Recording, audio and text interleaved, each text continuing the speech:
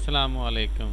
मैं Nadeem Iqbal level academy से आपके साथ CS 401 का फाइनल टर्म का करंट पेपर जो है वो आपके साथ शेयर कर रहा हूँ। किसी स्टूडेंट ने मेहनत की है, देखिए ये सारे ऑब्जेक्टिव भी लिख के लेके आए और सब्जेक्टिव भी लिखे हुए हैं।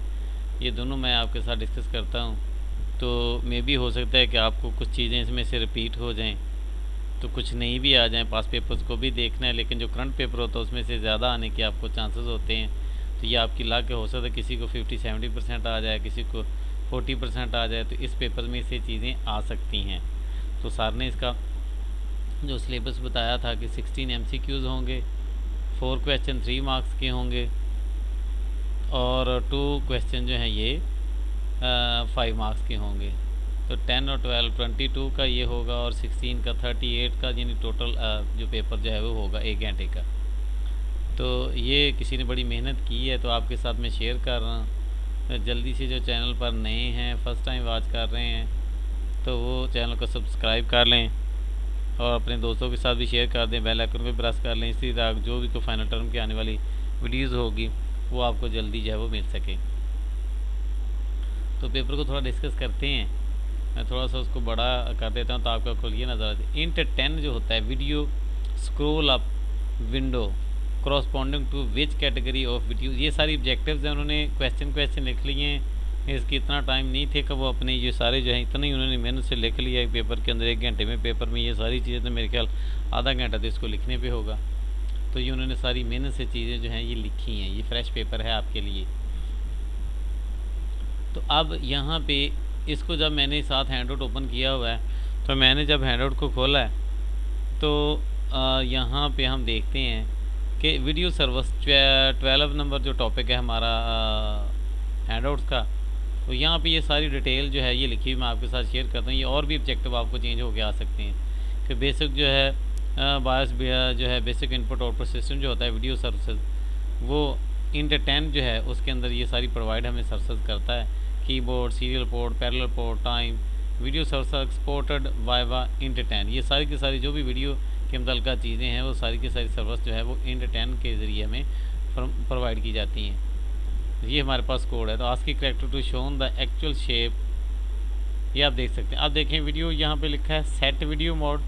आपने ये याद रखनी, ये वाले पॉइंट्स जो है मैं जिनको थोड़ा सा हाईलाइट कर रहा हूँ।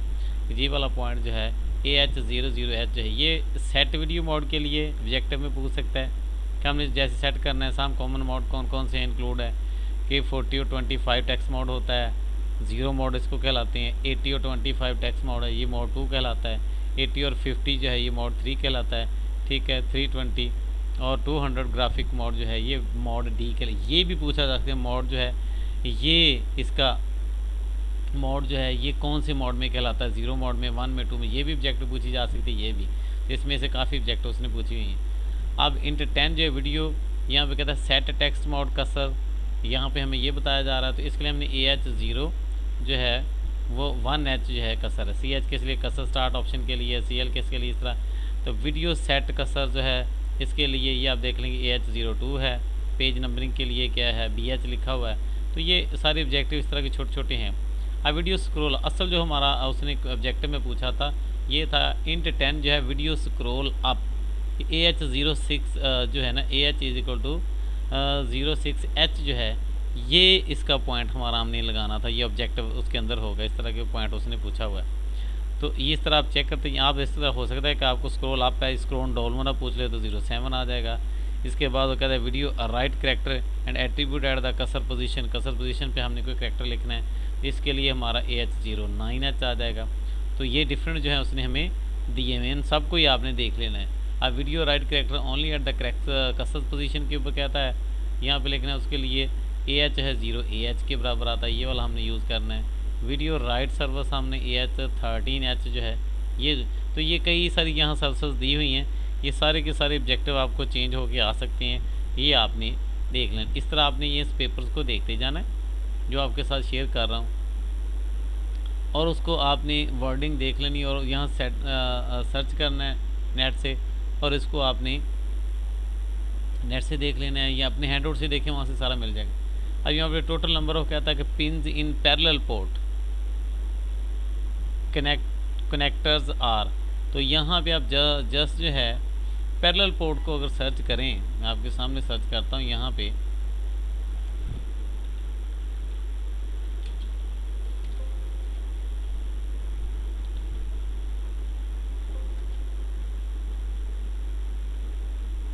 पैरेलल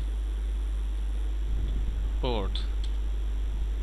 तो यहाँ पे हम पैरेलल पोर्ट को सर्च करें तो इसमें कितनी पिन्स हैं ये सारी डिटेल हम आगे देखते हैं, यहाँ पे दी होगी।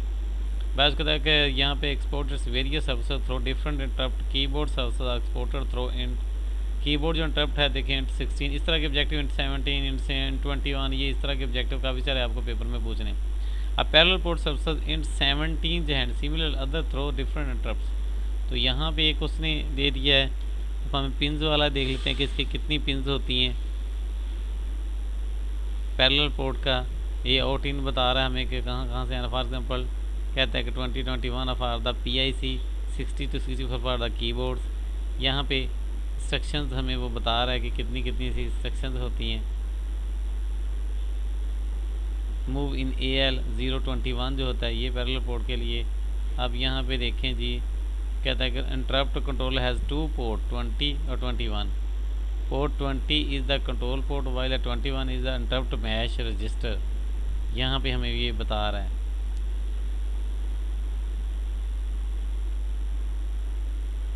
PIC पोर्ट्स जो हैं ये भी उसने क्वेश्चन में पूछा हुआ है।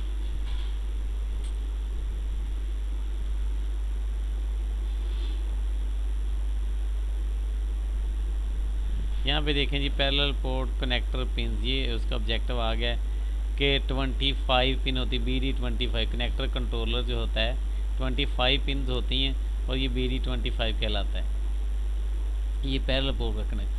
तो इस तरह आप जो है ना इसको देखते जाएं यहाँ पे और इसको सर्च कर लें, आपको ये चीज़ों का पता चले।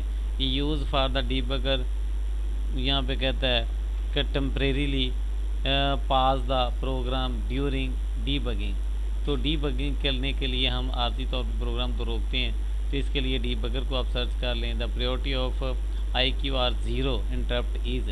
तो आप IQR 0 नहीं, इस तरह आप जो है ना सर सारी जो मैं ये बताता जाऊँ तो काफ़ी सारी लेंथी वीडियो हो जाएगी, यानी आपने एक एक ऑब्जेक्टिव को देखते जाना है, मैं पढ़ के आपको बता रहा हूँ। तो आपने इसको जो है वो सर्च कर लेना है। मसलन आप IRQ 0 को सर्च करेंगे जब हैं हैंड आउट से, तो इसकी काफ़ी सारी चीज़ें जो है IRQ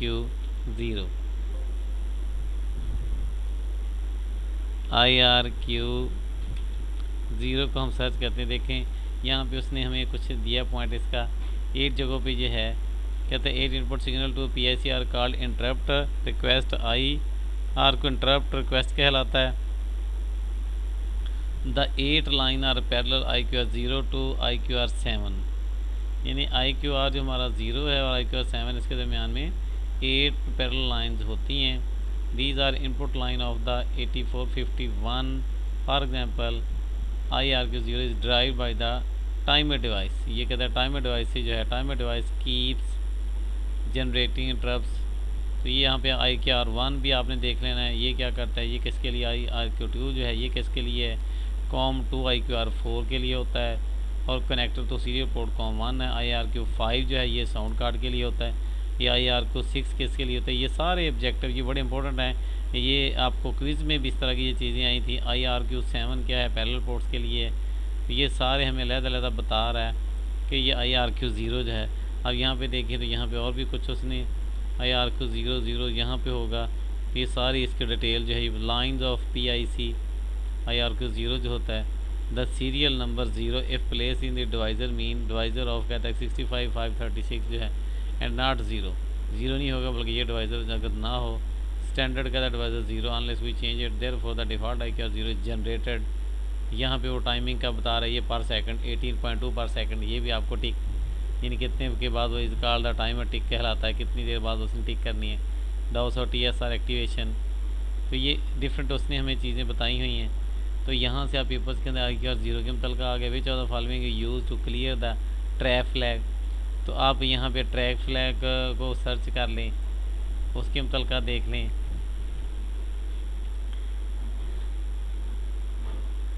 use of track flag has been यहाँ पर deferred till now.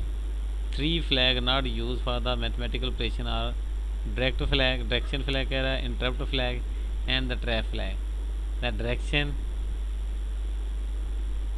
trap flag is set after कहता है every instruction ये टाइप 1 इंटरप्ट। यहाँ पे हमें ये बता रहा है कि यहाँ पे आप पढ़ सकते हैं द ऑटोमेटिकली जनरेटर।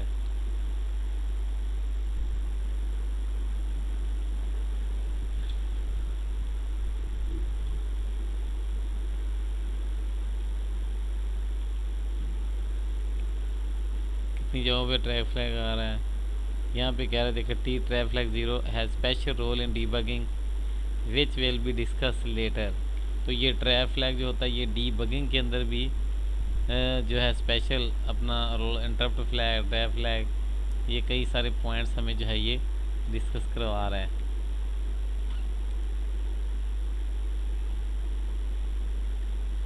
कहते int one trap single step interrupt the trap use to debugging with the trap flag. If the trap flag is see the single step कहता है इज जनरेटर एवरी इंस्ट्रक्शन। यहाँ पे hooking this interrupt are debugger can be get control after every instruction and display registers। 8088 was the first processor that has this ability to support the debugging। यानी 8080 जो processor था उसके अंदर ये ability थी कि वो इसको सपोर्ट करता था डीबगिंग को, इसमें एरर दूर करना। इंट 2 जो है ये कहता है यहाँ पे निमी नॉन मैशेबल इंटरप्ट। तो ये सारी यहाँ पे देखें डिटेल्स दी हुई है, आप इसको सर्च करते जाएं। ये सारे ऑब्जेक्टिव्स को ढूंढने में आपको ऑब्जेक्टिव पढ़ के सुना देता हूँ आपके साथ, ये किया आप इसको स्नैप भी ले सकते हैं। ये 16 ऑब्जेक्टिव ने सारे के सारे लिखे हैं। ये प्रोटी IQR वाला आ गया। The total number of pins भी हमने देख लिया, 25 पिन्स थी। ये इसकी वजह से follow use to the trap flag के लिए क्या हम इस्तेमाल करते हैं, इसका मकसद उसने बता दिया है। विच of the following use for the multi tasking. यहाँ पे कहता है कर्नल इंटरप्ट किसके लिए यूज़ होता है, ये भी फ्लैग के साथ ही मल्टी जो है मल्टी फंक्शन को डेवलप करता है। इन डॉस इनपुट ये कहता है कि बफर बाइट जो है ये बफर के बाइट कितने होते हैं डॉट सिस्टम के अंदर। डेट द यहाँ पे कह रहा है कि maximum number of characters A buffer can hold. एक बफर में मैक्सिमम कितने करैक्टर जो है ये होल्ड कर सकता है। ये डैश में यहाँ पे बफर आना था, 32 बफर है, 16 है, कितने वो बाइट जो है ये ले सकता है। डॉस इनपुट बफर को आप सर्च कर लें।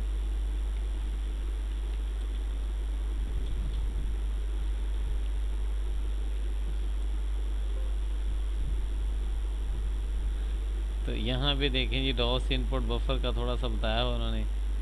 DOS input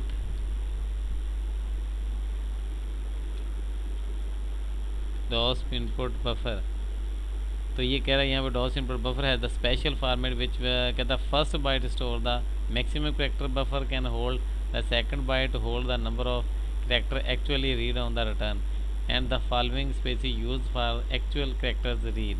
we will an example of the following reading from the servers on displaying its servers.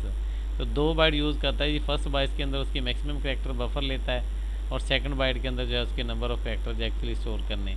तो ये 2 उसने हमें जस्ट उसने बता दिया कि 2 बाइट जो है ये यूज़ करता। अगर उसने प्रोग्राम भी लिखा है डॉस सर्वर्स का, तो ये इसके लिए 2 बाइट जो है ये यूज़ करता है। यहाँ पे 1 बाइट सर्वर्स के लिए देखो, servers 1 read character DOS servers के लिए, और एक उसको लोड करने के लिए यूज़ करता है। तो ये उसने यहाँ पे हमें जो है ये डॉस बफर के अंदर जो है ये बता दिया। 2 जगहों पे यहाँ पे आ रहा है, तो ये यही इसका पॉइंट आ जाएगा। तो जी अब मैं जस्ट आपके साथ जो है ये ऑब्जेक्टिव जो है मैं रीड कर देता हूँ, आप इसको देखिए। 14 फॉलोइंग यूज़ टू मल्टीटास्किंग, ये भी हमने देख लिया है, डॉस वाला भी देख लिया है। उसके बाद हम यहाँ पे देखें और in the original IBM XT, regional जो XT देखें तो यहाँ पे कहता है there was 1 PIC handling dash possible interrupt services. तो जो ओरिजिनल IBM का था XT वो PCI कितने हैंडल कर सकता है इंटरप्ट एक वक्त में। इसके बाद इंट 10 जो है यूज्ड फॉर सर्विसेज। तो इंट 10 को आप सर्च कर लें, आपको आइडिया हो जाएगा। जैसे टॉप पे भी मेरे ख्याल क्वेश्चन किसका था, इंट 10 का ही था। तो यहाँ पे कौन कौन सी इंट 10 सर्विस लेता है वो हमने वीडियो सर्विस इसके अंदर होती हैं। तो VESA और VBE2 is a standard for VESA। तो आप इसको इजीली सर्च कर लें, VESA, VESA। यहाँ पे देखो वेसल लीनियर, यहाँ पे कहता है कि फ्रेम बफर वेसल का बता रहा है। तो ये कहता है कि वी विल डिस्कस, देखो यहाँ पे वैसे कहता है कि VB, ये यहाँ पे बता रहा है वैसे लीनियर फ्रेम बफर जो है, linear frame buffer BE2 for the standard for high resolution mode. कि अगर हमने हाई रेजोल्यूशन मोड अपने रखना है हमने, तो कहते हैं दी वीडियो इलेक्ट्रॉनिक स्टैंडर्ड एसोसिएशन है, और VBE is the set of video bias extension proposed by them. और ये इसके सारे यहाँ पे उसने इंक्लूड है लाइन फ्रेम बफर। तो ये हाई रेजोल्यूशन के लिए यूज़ होता है, आप इसको इस्तेमाल कर सकते हैं। बता देंगे कि ये हाई रेजोल्यूशन के लिए यूज़ होता है। नेक्स्ट हम ऑब्जेक्टिव देख लेते हैं। तो विच ऑफ द फॉलोइंग कहता है maximum memory can be address by the 32 bit जो होता है। तो 32 बिट वाला 32 बिट ही मैक्सिमम मेमोरी जो है ये एड्रेस कर सकता है, अपने अंदर से स्टोर कर। 32 बिट्स होता है, 32 जो है वो बिट ही कर सकता है। इन कंप्यूटर आर्किटेक्चर सिस्क जो है स्टैंड फॉर SISC। तो हम सिस्क और किस्क ये दो कंप्यूटर की होती हैं, CISC। इसको भी आप सर्च कर लें, CISC।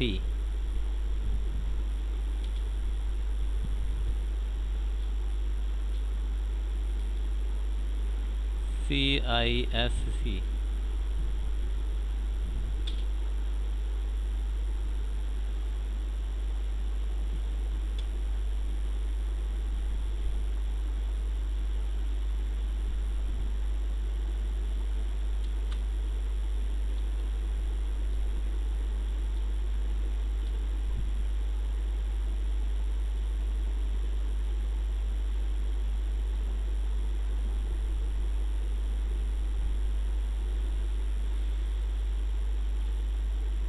ये प्रीसाइज वाला वर्ड जो है ना, ये वो यहाँ पे सर्च कर रहा है। तो ये अगर कोई ना मिले तो आप इसको गूगल पे भी सर्च कर सकते हैं। CISC स्टैंड फॉर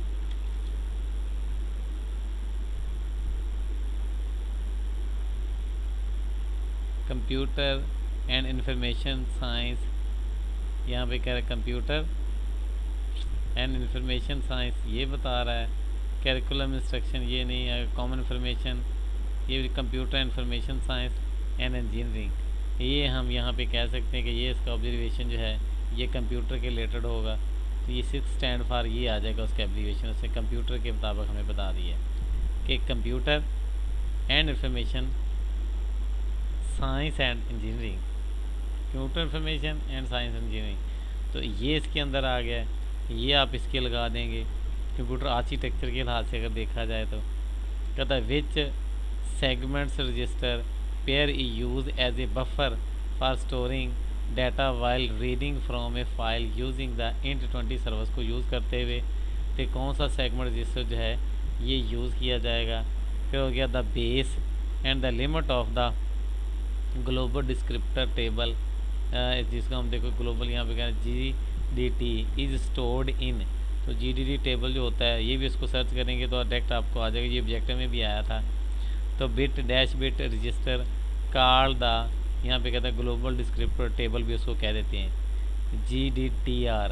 तो GDTR को आप सर्च करें, GDTR।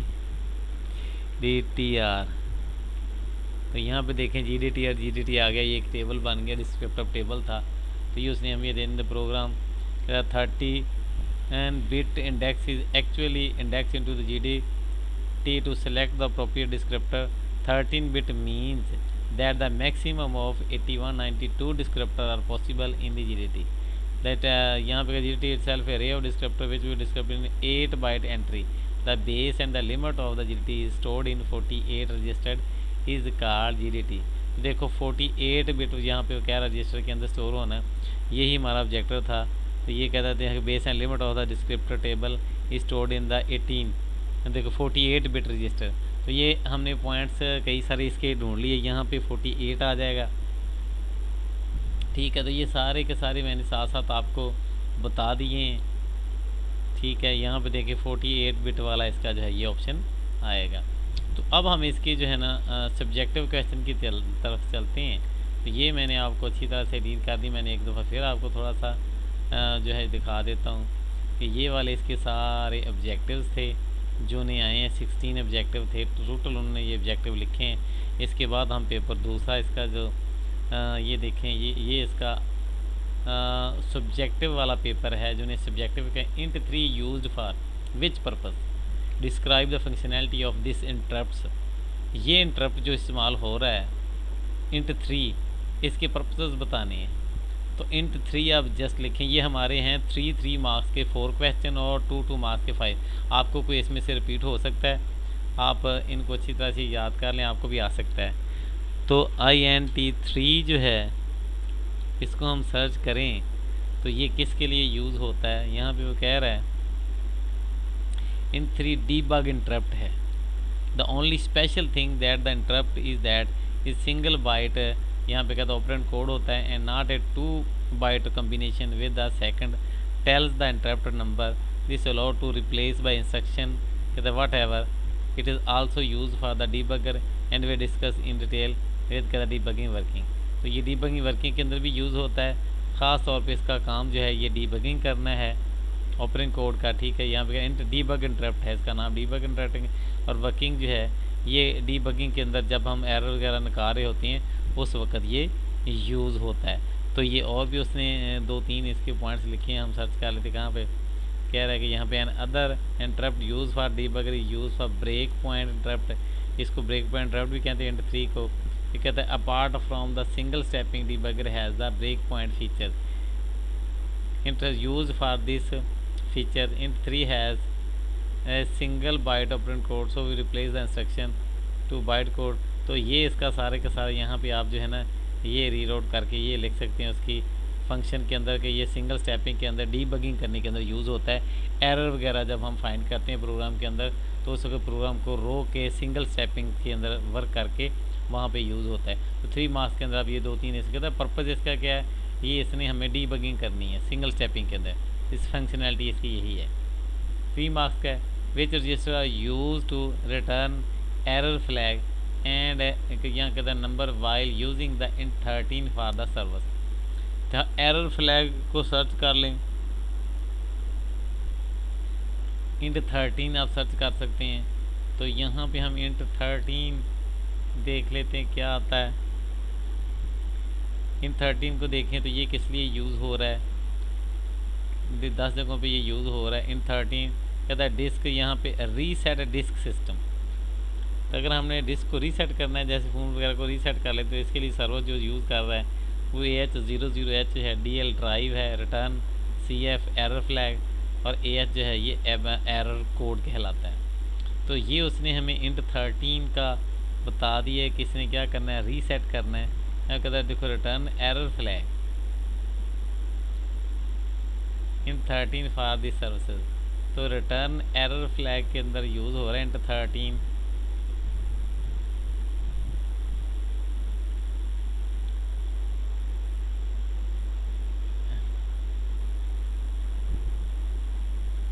हम इसको आगे मज़ीद देख लेते हैं क्या वो इंट 13 का जो है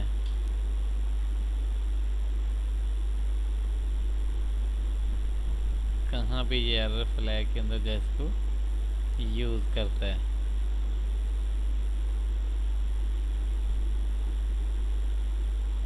तो ये रीसेट सिस्टम के लिए इसने हमें यहाँ पे बता दिया है कि इसको वो यूज़ करता है।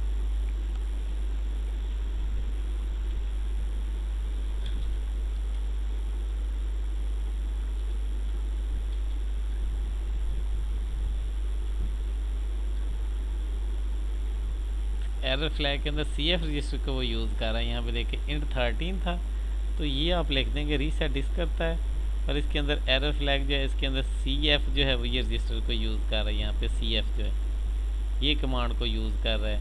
तो जस्ट यही आप उसके अंदर लिख देंगे, ये पॉइंट्स उसने बताया कि use to return the error flag, ठीक है, execute the number while using int 30 को यूज़ करता है। तो विच रजिस्टर जो होता है ये CF रजिस्टर हमें सिर्फ जस्ट थोड़ा सा आंसर हमने देना है कि ये 13 रीसेट डिस्कट के लिए यूज़ होता है। AH0 के लिए हमें इस्तेमाल करता है वीडियो के लिए। DL ड्राइव होती है। रिटर्न में उसने बता दिया CF एरर फ्लैग जो है ये CF जो यूज़ करता है, और EH जो है एरर कोड के लिए यूज़ करता है। तो ये आपका क्वेश्चन हो जाएगा। उसका डिफ्रेंशिएट बिटवीन द, यहाँ पे कह रहा है स्टैक क्लियरेंस ऑफ जो है पास्कल एंड सी। पास्कल और सी जो है इन दोनों के स्टैक क्लियरेंस के हिसाब से आपने डिफरेंस बताना है। तो यहाँ पे पास्कल को भी सर्च कर लें और सी को भी। इसको नेट से भी आप देख सकते हैं।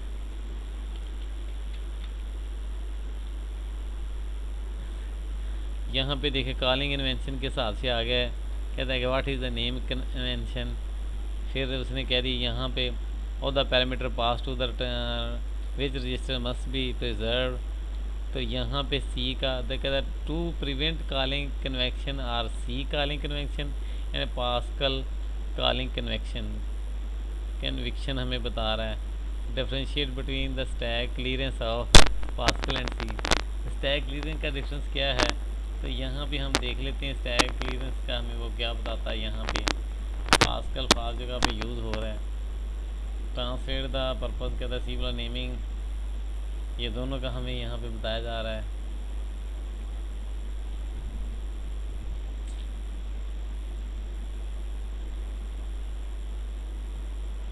Who is responsible for moving the parameters?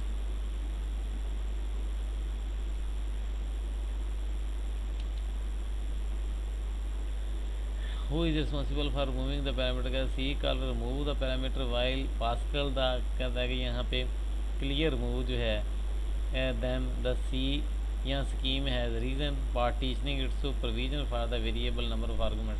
तो ये रिस्पॉन्सिबिलिटी हम दोनों ने बता दी कि सी कैसे करता है। कहता है C in the C the caller removes the parameter while in Pascal कहता है कैली रिमूव्स देम। तो ये उन दोनों को रिमूव करता है पास्कल के अंदर। तो ये उसने हमें इसका थोड़ा सा कंपैरिजन इसका की है। तो ये आप बता सकते हैं 2 लाइनों के अंदर 3 लाइनों के अंदर। स्टैक क्लियरेंस के हिसाब से भी इसको आप सर्च कर सकते थे।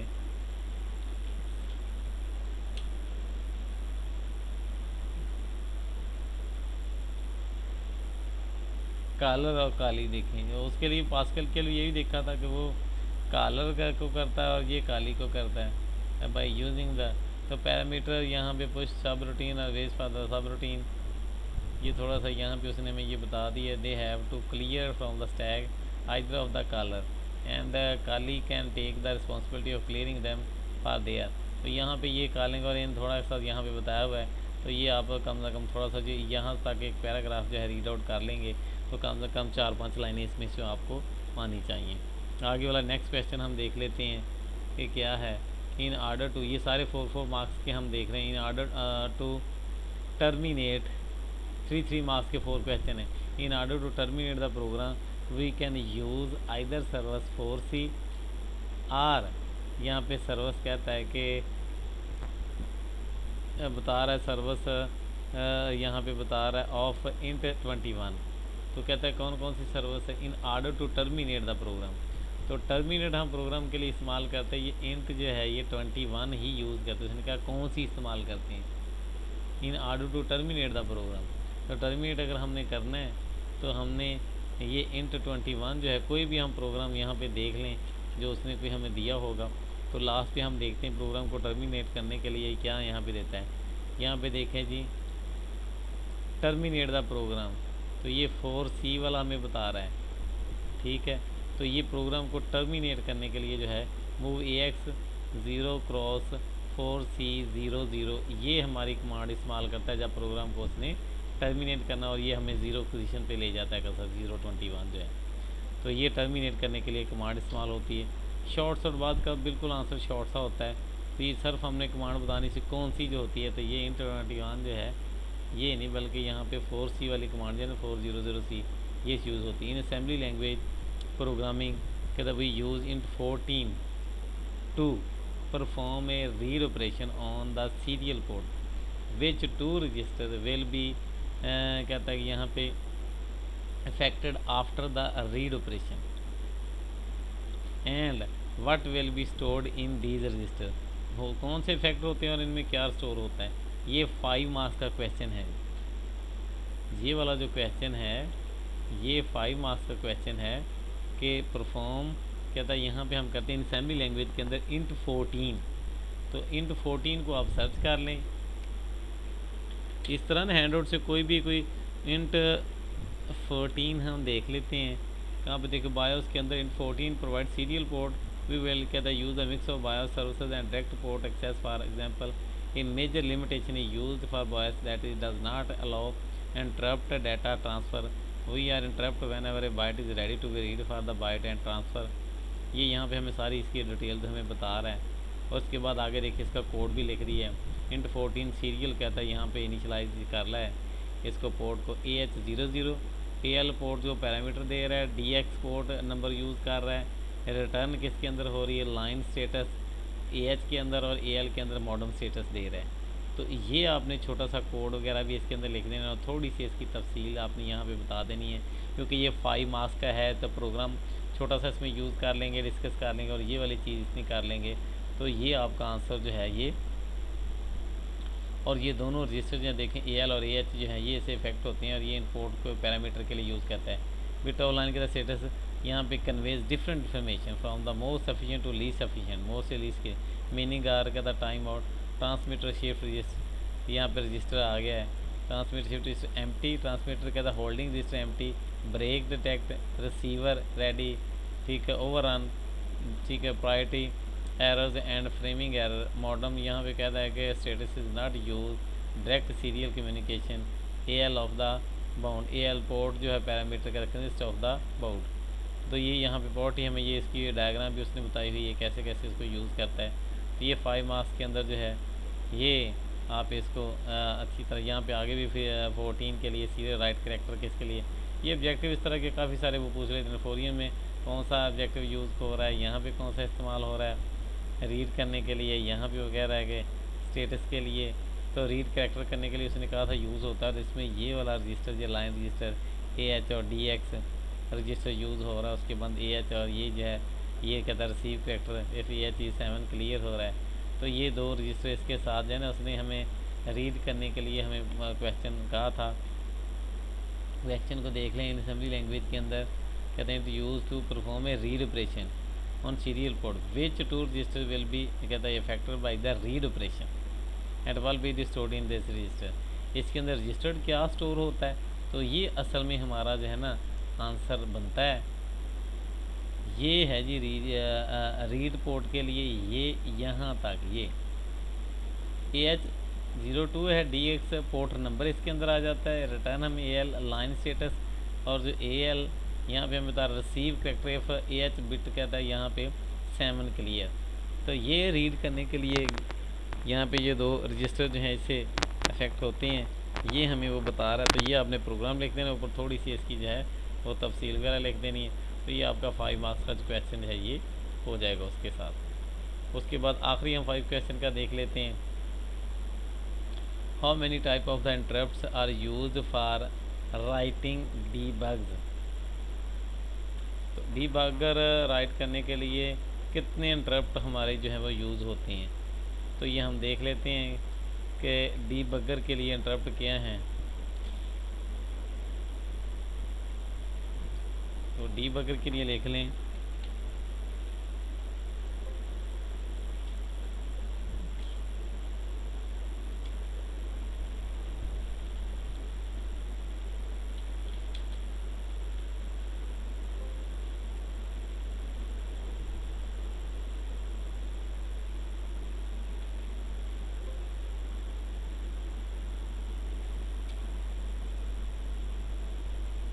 डीबगर यहाँ पे कह रहा है यूजिंग सिंगल स्टेपिंग इंटरप्ट है। और डीबगर जो है ये डीबगर दो तरह के इंटरप्ट ये यूज़ कर रहा है, यूजिंग सिंगल स्टेपिंग इंटरप्ट है और debugger using break point interrupt जो है। ये दो तरह के हमें इंटरप्ट का उसने जिक्र यहाँ पे किया है। हम देखते हैं यहाँ पे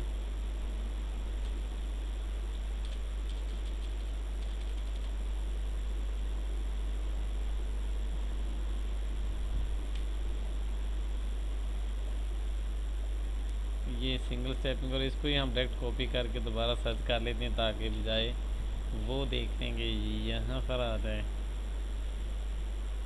ये देखें जी चैप्टर नंबर 10 के ऊपर इंटरप्ट बता रहे यूजिंग सिंगल स्टेपिंग। इसके अंदर कौन कौन सी इंटरप्ट यूज़ कर रहा है, इंट 1 है, इंट 3 है। ये आप देख लेंगे कौन कौन से इंटरप्ट इसके अंदर जो है वो ये डीबगिंग के लिए यूज़ कर रहा है, ये सारे आपने बताने हैं। तो clear the flag trap flag like there are instruction for the interrupt. कहता है यहाँ पे पुश जो है ये कैसे भी use to special instruction push and pop, to push and pop flag from the stack, to re roll the flag register with the pop and single stepping interrupt. इसको आपने रीड आउट कर लेना, दो इसके हमें उसने बता दिए हैं। और दो सिंगल स्टेपिंग, और यहाँ पे debugger using the break point interrupt. तो ये ब्रेक पॉइंट इंटरप्ट के लिए इंट 3 को यूज़ कर रहा है। कहता है right debugger int 3 debugger stop, कहता है at the same point every time where the break point has been set at the unlike the previous which will stop at every instruction the single stepping is. तो ये दो उसने एक int 3 को use किया break point के लिए, दो टारगेट इंटरप्ट यूज़ कर रहा है। और इससे एक ऊपर उसने यहाँ पे हमें बताया है, ठीक है, उसके लिए इंट 1 को जो है ये यूज़ कर रहे हैं। तो दो तरह के डीबगर यूज़ कर रहा है, दो इसके पॉइंट डीबगर होता है सिंगल स्टेपिंग वाला और एक है ब्रेक पॉइंट वाला। तो इन दोनों की आपने तफसील जो है थोड़ी सी इसकी बता देनी है, 3-4 लाइनें इसकी लिख दें, 3-4 लाइनें उसकी लिख दें।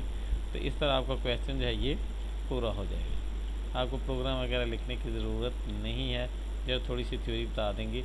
तो ये आपका आखिरी वाला जो क्वेश्चन है ये भी हाउ मेनी टाइप्स के अंदर 2 टाइप इसकी हैं यूज़ फॉर राइटिंग। जस्ट उसने पूछा कितनी टाइप्स इसकी हैं, तो 2 टाइप है इसकी, सिंगल पॉइंट और दूसरी हैं। 2 टाइप इसकी लिख देंगे तो आपको इसके जो है ना 5 मार्क्स आए। तो ये सारे का सारा ऑब्जेक्टिव पेपर था आपके सामने, आप सारे सवाल देख सकते हैं इसको।